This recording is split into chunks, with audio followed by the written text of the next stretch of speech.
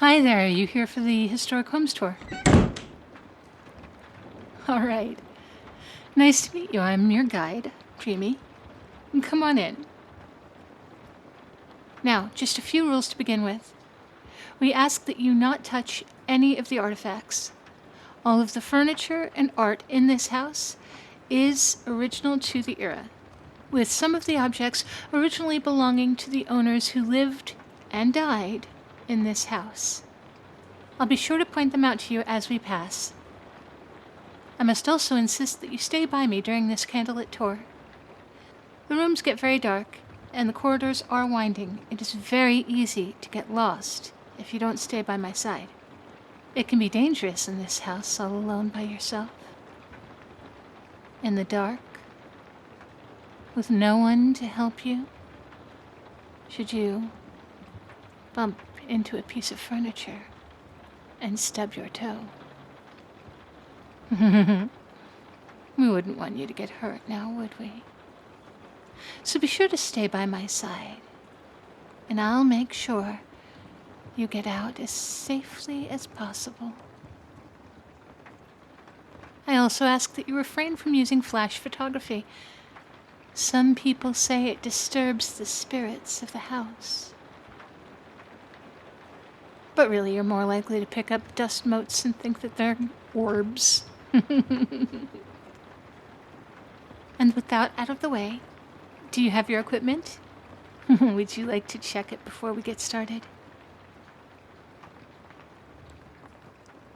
Oh, an EMF reader. I'm sorry. Those never seem to work in this house. I assume it has something to do with the old wiring, but every room you go into, it's going to go beep, beep, beep. Those little LED lights flashing like crazy. There's really no sense in even trying, but you're free to take it with you if you like. And with that out of the way, are you ready to get started? Good. Well, you've actually already begun. You see, the very spot you're standing on is the place where the original owner of the house passed. Right there in that spot. Oh yes, very close to the door. Funny story that. He was found the day after his wake, stretched out on the floor, reaching toward the door, as if trying to escape. His coffin had been laid out in the parlor just beside you. If you take a look through that room, you can see where we've laid a coffin on a table to help you envision how it had all been. He had passed a few days earlier of heart failure, or so it was believed. And as was the custom for the period, he was laid out in the parlor where people would come and visit and pay their condolences to the family. Nowadays, wakes are held after a service or during a memorial, but at the time it was just part of the viewing before burial, and it was part of the vigil that was kept. Nowadays, we refer to the word wake, we mean to be alert, to be awake. But at the time, wake meant vigil, late night prayer. I'm sure you can see how the word evolved to its meaning today. But I digress, that's not relative to the story today. The family had held their wake. They'd prayed late into the night. They'd gone to sleep. And in the morning, they'd gone out to church to say their prayers with the rest of the congregation, after which they would all come back to the house, including the Reverend, to hold the funeral and bury the man out underneath that tree that you passed on the way in. But when they opened the door, with the pastor and the entire congregation behind them, they found their late husband and father in the hallway where you stand now. As I say, with his arms stretched out toward the doors. To say they were shocked would be an understatement, of course. They were horrified. They believed he must be a vampire, and they did to him what people did to vampires at the time. in order to keep them from rising back up from the grave and coming to collect victims to satiate their bloodthirst. Now, we know nowadays that, of course, he couldn't have been dead. He must have just been very nearly. And imagine his horror when he came to in a coffin and managed to climb out. We'll never know if he was truly dead when he was lying on the floor in this room, on that spot where you now stand. But if he wasn't then, he certainly was shortly after, when they buried him with his head between his feet. Oh, no, no. He was lying flat in the coffin. As he lies there flat to this day, may he rest in pieces. Moving right along. Up ahead is the library, if you'll take a look inside. It had been the domain of the owner of the house, but after he passed, his wife took up his business. She did very well for herself. She multiplied the family wealth many times over after he passed. When she finally came to her end, it was at that very desk, where one moment she was working, and the next moment she had passed quietly.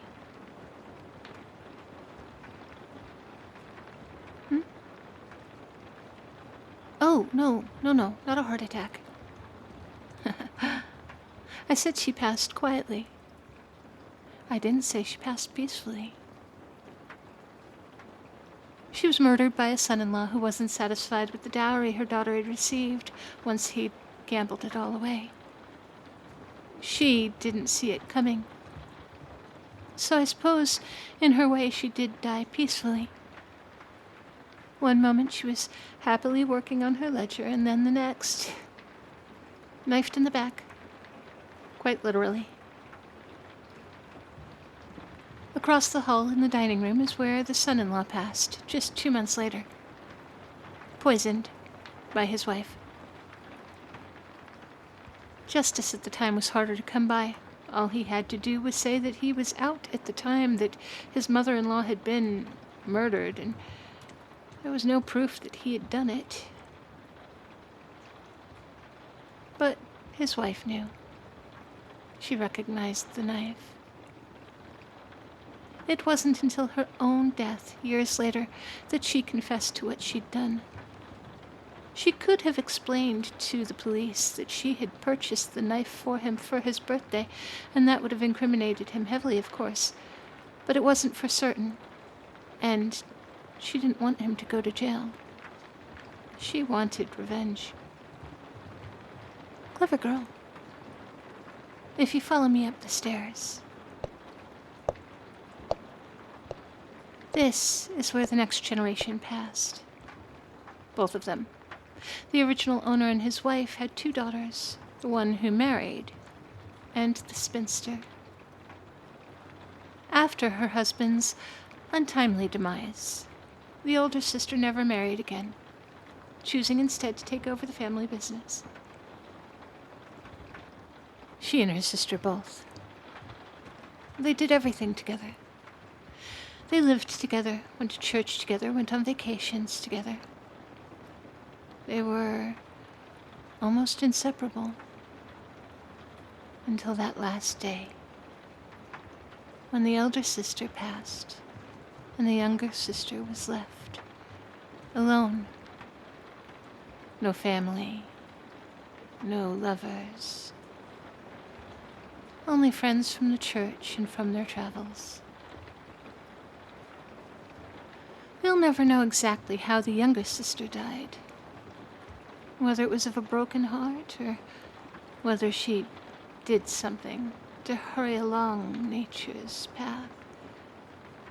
But she was found a week later in her sister's bed, looking for all the world as if she were sleeping peacefully. And she was. She just was never going to wake up again. The maid found her in the exact spot her sister had died. Almost the way we saw you, in the exact spot the original owner passed. Well, I'm sure that's the end of those parallels, huh? Now, let's head back downstairs. We'll take the servants' stairs. You'll want to be very careful. They're steep, the railing is low, and the steps are curved and uneven.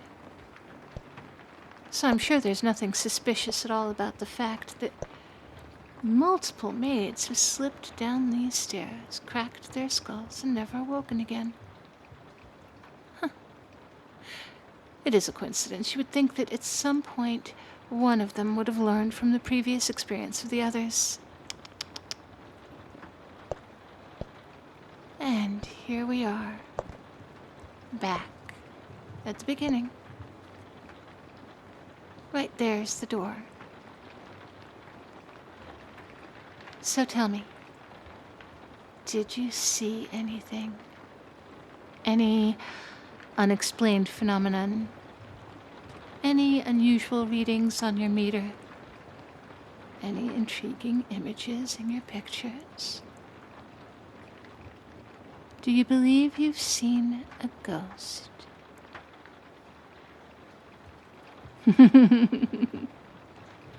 No.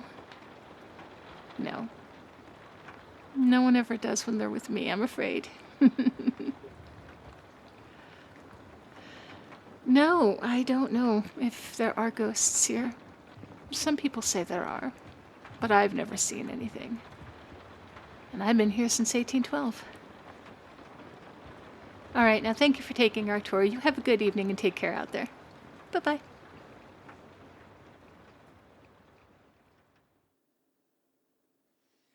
Hey, ya cupcakes. I hope you enjoyed that little ghost story for Halloween. A little early for Halloween, but still, we're getting into the season. We're in the season. We're solidly in the season. That was a long story to set up for one joke, but I am not sorry. Okay, on to our thank yous. I would like to say thank you for the super thanks from Christian Cleopa'a, Why Not J Audio, Dan Ganning Fan 2846, and again from Christian Cleopa'a. Thank you guys so much. I appreciate you. I would also like to thank my patrons, Match, Stuart Chilton, Atlas462, Nathan Hillstead, Sheep Sheppo, Aiden S., Curious Jorge, Basilisk Payne, Deep Fried Vibes, E. Hazasho, Goose, L, John Kebab, Eli, MCH Main, Salty Loganissa, Hungry Hippo, Gilberto Riquero, Alex Willette, Quincy Jones, Adam, Kobe Ewing, Killswitch Engage, Old Bean UK, Jonesy, The Biogender, King Kylie 21, Kiro Agreste, George Stern. I should learn how to pronounce the name George. Anonymous, Kiss the Arctic Penguin 92, Duke is here, Kahlua Bear, Titan O'Grady, Jesse, Kolek 92, Braulio Vargas, KJW, Sean, Wylen, Seth the Mess, Sir Ramington, Kaguzo, Nick, Synergy 12, Forces is boy pregnant and Pierce is the father, Raptor, Dalai Lama, head priest of the realm of Dreamy, Benedict's 9, Ironhead 333, Anzu Wiley, Nick Roberts, Cody, Nachtwahya, Emperor of Mankind, Skull, Yuri Boygon, Weebeggoy Epic, Mike, Fit External, Cherry Was Script, Prometo jamás usar un nombre inapropiado. I think I know what that means. I think he's not going to use an inappropriate name. Vicious Rowan, Jules, Solitary Surreal, Force's favorite French-made femboy, a.k.a. Pierce, A Red Bow, Jacketeer, Adrian Hasslinger, Jake C., That One Other Jake. This audio is sponsored by Hetty's Medieval Off-Brand Pharmacy. Come in for our big winter sale off leeches and maggots, or of leeches and maggots. Wow, I can't speak today. Tomberry Shuffle, Christian Cleopa'a, Dweemy's Favoritist, Whittlest, Uwu War Criminal, and Doom, Doom, Doomy Doom, Doom, Dweemy Doom, Doom. Thank you guys. My Patreon server is full of toddlers, They're articulate toddlers. They're well spoken. They've got big words, except for Dweemy's favorite widowist, worm criminal. But they're toddlers. So come join the toddler party in my Patreon. That's probably not the way I want to advertise that. All right, guys. Thank you all for being here while I ramble. Thank you for your likes, your shares, your comments, your subscriptions, your notifications. Thank you for just listening and being here, and you guys are great. I hope you will be as good to yourselves as you are to me. Go ahead and have a great day, and I will talk to you tomorrow. Bye.